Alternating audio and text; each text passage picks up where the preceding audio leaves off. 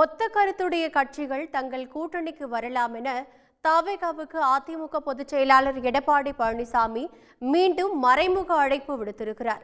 சேலத்தில் செய்தியாளர்களிடம் பேசிய அவர், தவேகா தூய்மையான கட்சியா என்பதை மக்கள் முடிவு செய்வார்கள் என்று கூறியிருக்கிறார். அவருடைய கட்சி கருத்து சொல்றாரு. எங்களுடைய நான் தான் தெளிவா சொல்லிட்டுமே, திராவிட முன்னேற்ற கழகம் மக்கள் விரோத அரசாங்கம். அந்த மக்கள் விரோத அரசாங்கத்தை அகற்றக்கூடிய ஒத்த கருத்துடைய கட்சிகள்லாம் எங்களோடு தேர்தல் நேரத்தில் கூட்டணி அமைக்கலாம் என்று ஏற்கனவே தெரிவித்துவிட்டாங்க. அடுத்த கட்சியை பற்றி எங்களுக்கு என்ன, அவருடைய கருத்தை சொல்றாங்க, அதோட சரி.